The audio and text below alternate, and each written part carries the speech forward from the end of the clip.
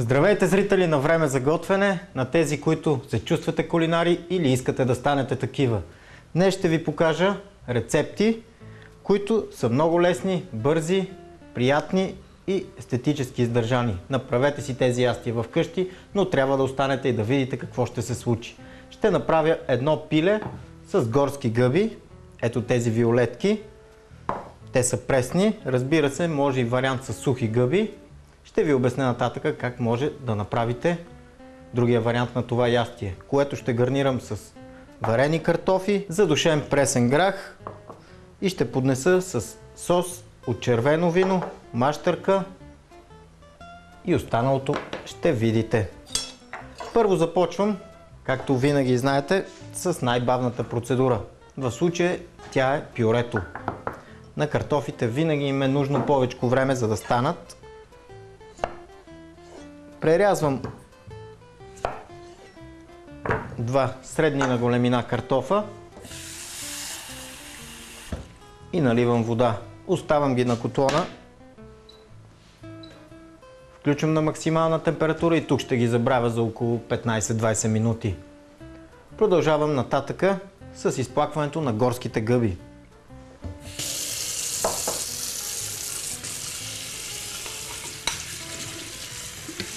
Хубаво измивам чашките отгоре и отвътре, за да няма пясък, листа или слама.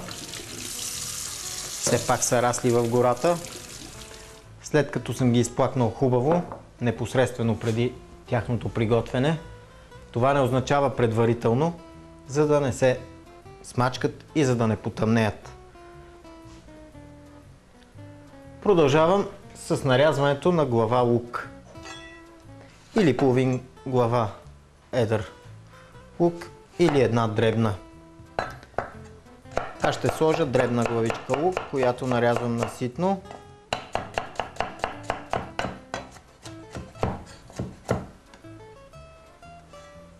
И която ще задуша в малък съд ето на този котлон. Отново включвам на максимална температура. В него изсипвам лукът. Знаете добре и от предишни предавания, а за тези, които не знаят, лукът винаги слагам на сух тиган, за да може леко да се запече и да придаде вкус на соса. След това продължавам с нарязването на гъбите. Тях прерязвам на половинки, за да останат едри парчета. Виолетката е нежна гъба и тя ще се задуши и ще уметне. Лукът е готов.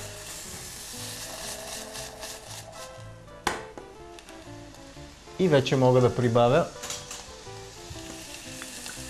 малко зехтин, около половин супена лъжица и лъжица краве масло.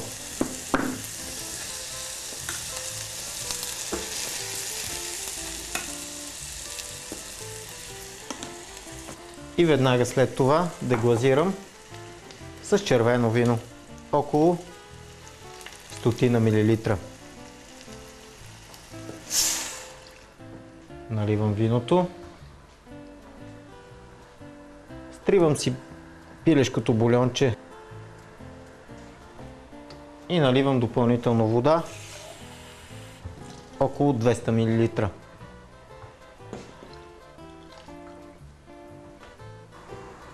В друг дълбок съд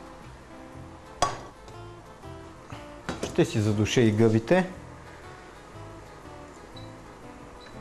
Включвам на максимална температура и по същият начин пускам гъбите на сухата повърхност на съда. Оставам да се запекат и след като съм оставил всичките компоненти да се готвят, остава да се подготви и пилешкото. Едно парче пилешки гърди разполовено.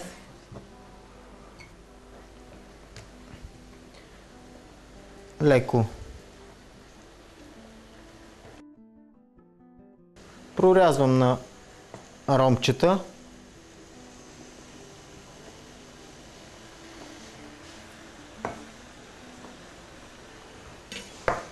Овкусявам с сол и черен пипер.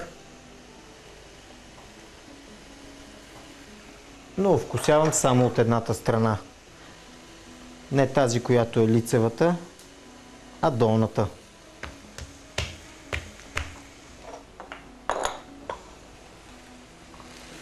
Гъбите вече започват да се запичат. Щом разклатите съда, ще чуете как свирят. Гъбата има огромно съдържание на вода. Много трудно може да изгори. Не се притеснявайте.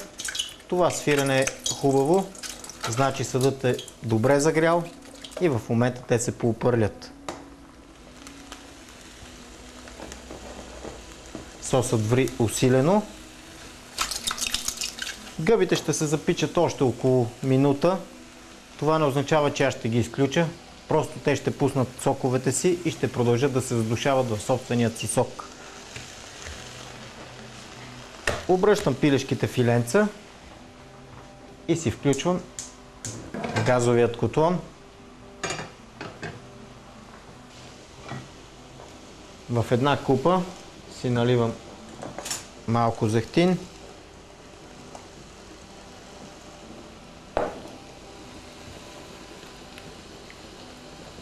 Потапям едното филе, а след това и второто.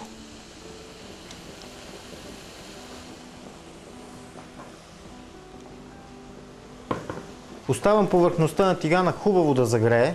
Тя е абсолютно суха, за да може да се получи приятно запичане, като на плоча. Ето виждате гъбите. Техният обем започна да намалява. Увлажнили са се доста. Вече мога да прибавя и щипка сол. До тук те вече са запечени и с щипката сол ще преотврата печеното. Ще пуснат бързо соковете си и ще започнат да се задушават. Тук вече тигана съм сигурен, че е доста загрял. Ето, чувате и виждате. Веднага започват да се запичат. Разходете ги по този начин по цялата площ на тигана. Така многократно ще шокирате месото. Ще му подадете адски висока температура на няколко пъти. Поставите ли месото в единия край, то мигновено отнема температурата на тигана там, където сте го поставили. Частично се запържва, но недостатъчно, за да се запечата в дълбочина. Когато движите, то се мести отново и отново на гореща повърхност. Веднага след това обърнете месото. Виждате колко бързо е направило нужната шарка, която трябва да се получи. Същото правя и с долната страна. Обръщам ги и ги оставям от първата страна да се допекат. И тук вече мога да добавя маслото. Половин лъжица.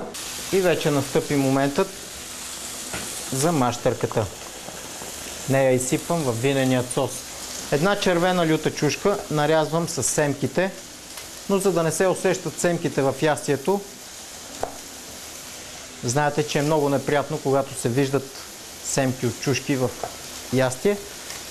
Това може да избегнете просто като нарежете изключително ситно лютата чушка.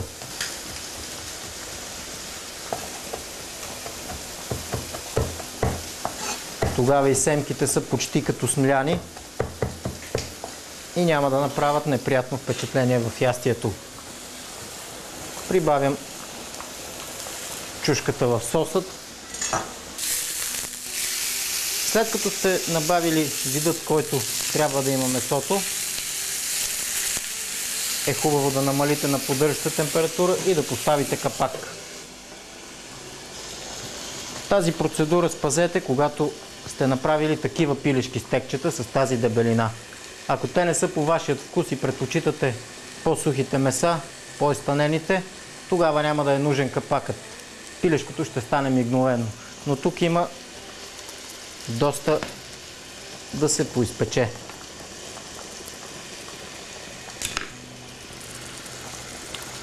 Сосът вече е готов.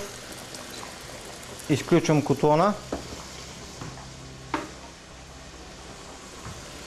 и наливам соса при гъбите, като го прецеждам.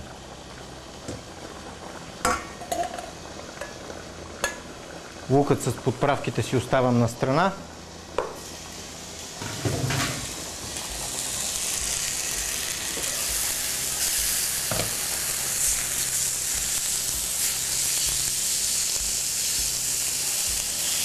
Лесно може да познаете месото кога е готово. Просто леко го натиснете. Ще усетите, когато е прекалено меко и не е стегнало, значи вътре е още сурово. Отново връщам капака.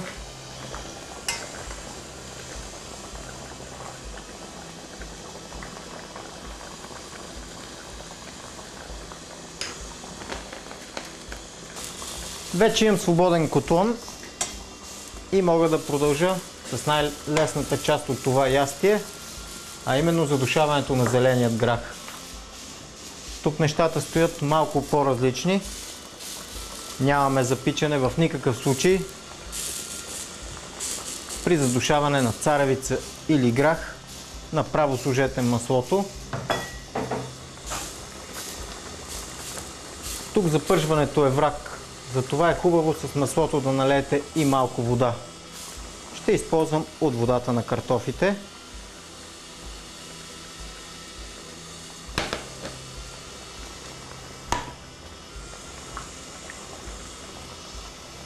Овкусявам с щипка сол, парче червена чушка,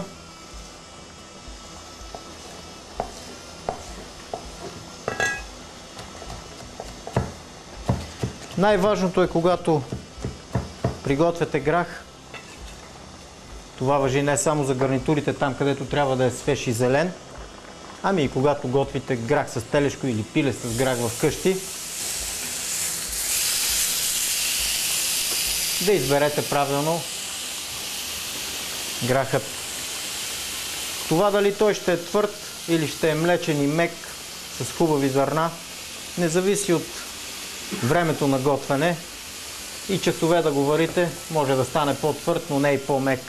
Това зависи само и единствено от правилно подбраната стока. Трябва да е зелен и млечен. Като стиснете зърното, то трябва да се смачка, а не да се раздели на две половинки.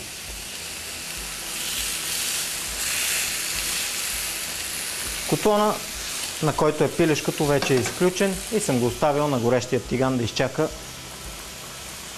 гъвеният сос и гарнитурите на ястието.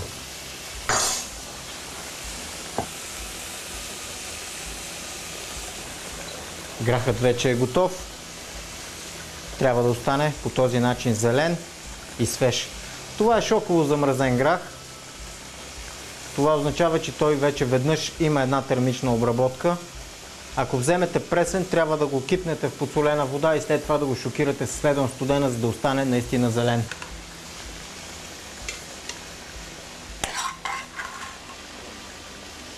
Прехвърлям го на дъното на чиния.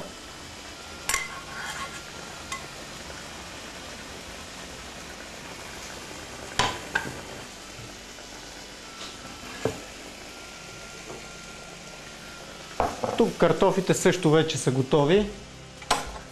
Отстранявам водата и ги намачквам с ръчен пасатор.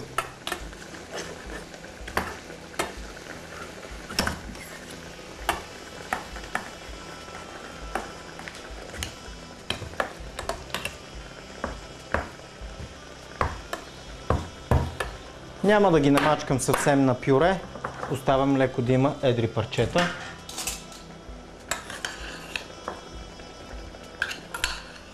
Към тях прибавям масло.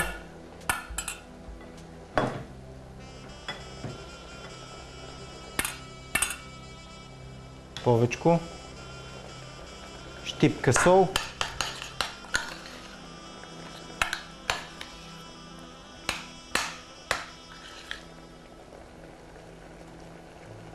от картофената смес поставям една лъжица, гъвеният сос също е готов. Нарязвам си пресни подправки, магданос,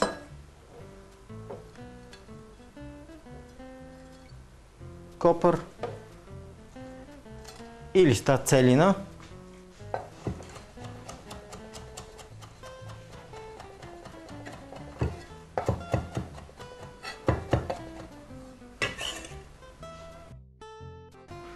Прибавям ги към гъбеният сос. Отново разбърквам.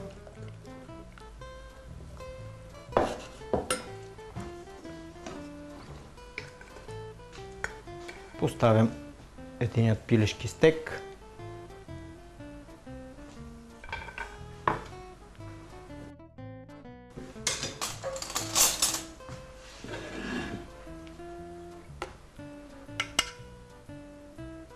А върху него и картофите, няколко от горските гъбки.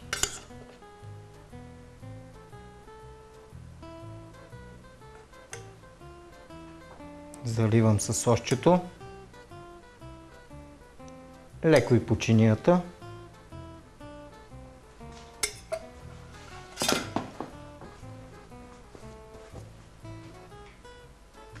Редуциран балсамов оцет.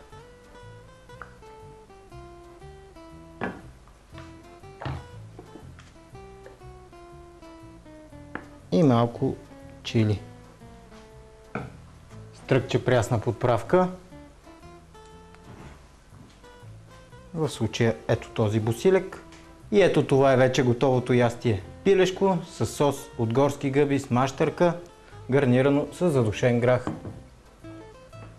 и картофена мачканица. Ето това беше днешното ми предложение за дневно меню. Пригответе си това ястие с много настроение, насладете му се.